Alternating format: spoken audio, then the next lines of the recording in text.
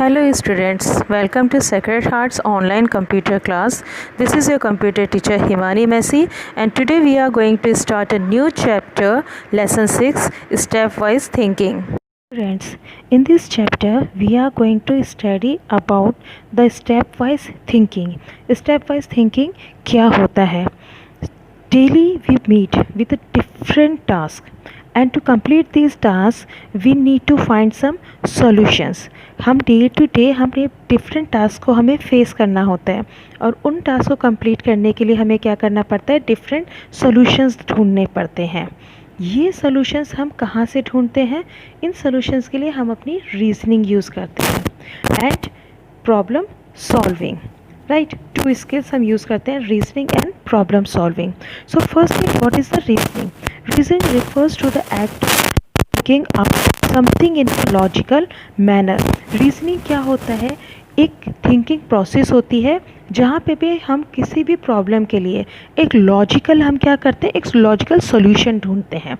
वो logical solution को ढूंढना प्रोसेस हमारी क्या कहलाती है? रीजनिंग कहलाती है. कि हम अपनी रीजनिंग यूज़ करते हैं, हम उसमें अपना ब्रेन यूज़ करते हैं और उसके लिए एक प्रॉपर सॉल्यूशन ढूंढते हैं. The next thing is the problem solving. Problem solving means completing constraint of the given condition which requires step by step procedure.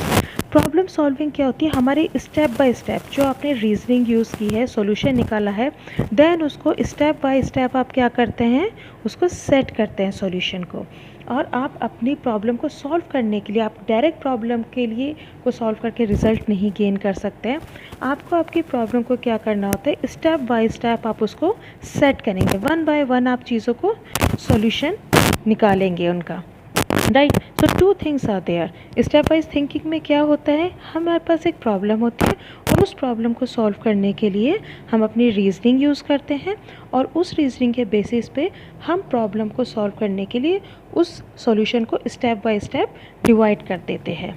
So these are the two thing in step wise thinking. So we are going to study about this reasoning and problem solving skills. Understand this better, let's take an example. Suppose you have organized a party. तो आपकी party को organise करने के लिए आपका party क्या है, आपके लिए एक टास्क है. उस टास्क को आप कंप्लीट करने के लिए आप क्या करेंगे, उसको डिफरेंट स्टेप्स में डिवाइड कर देंगे. So what will be the first step? First step will be the make a list of invitees. जिन लोगों को आपको इन्वाइट करना है अपनी पार्टी में, फर्स्ट आप उनकी लिस्ट बनाएंगे. What will be the second step? Inform invitees through phone call और email. ईमेल या फ़ोन कॉल के थ्रू आप अपने इन्वाइटीज़ को क्या करेंगे, इन्फॉर्म करेंगे पार्टी के लिए. Third step, make proper seating and eating arrangement for them. उन लोगों के ईटिंग के लिए जो उनके स्नैक्स होंगे और उनके सिटिंग अरेंजमेंट जहाँ पे वो आके कंफर्टेबली बैठ सकेंगे, उन सब चीज़ों को आप क्या करेंगे, अरेंजमेंट करेंगे. Now step 4, make arrangements for their entertainment. अब इसके बाद हम क्या करेंगे, अपने गेस्ट के एंटरटेनमेंट के लिए जो उनके गेम्स हैं और उनके लिए अलग अलग तरह के जो इंटरेक्टिव गेम्स हैं वो सब हम इनके अरेंज करेंगे, उनके लिए ऑर्गेनाइज करेंगे. Now step 5, greet the guest with love and warmth. Then finally जब हमारे गेस्ट पार्टी के लिए अराइव होंगे तब हम उनको क्या करेंगे, उनको ग्रीट करेंगे. And then finally we will enjoy the party, और हमारी पार्टी को हम इंजॉय करेंगे. Every step written above holds its place and importance. If we do not follow the sequence or skip any step, the result may not be satisfactory. हमने इस example में 6 steps follow करें. अगर इन 6 steps में से हम किसी भी एक स्टेप को मिस कर देते हैं या ऊपर नीचे कर देते, तो डेफिनेटली हमारी पार्टी जो है वो ख़राब हो जाएगी. For an example, if we do not start the above activity with the making of a list of invitees, rather start with the second step, that is calling, chances are that we might forget to call a few of the guests.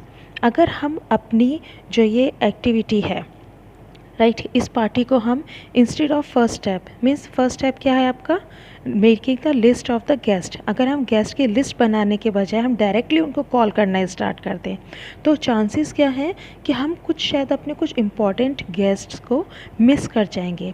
We would not have an exact idea of the number of guests.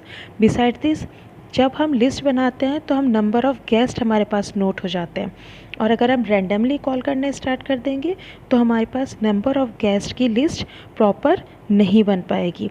As a result the seating, eating and entertainment arrangement would be effect and the party would end in a mess. और क्या होगा कि जब हमारे पास proper number नहीं होंगे कि कितने गेस्ट हैं, तो हमें उनके जो ईटिंग के लिए अरेंजमेंट करना है स्नैक्स का, जो हमारे उनके सीटिंग अरेंजमेंट है या उनके एंटरटेनमेंट के लिए जो भी कुछ अरेंजमेंट है वो क्या होगा, प्रॉपर नहीं होगा.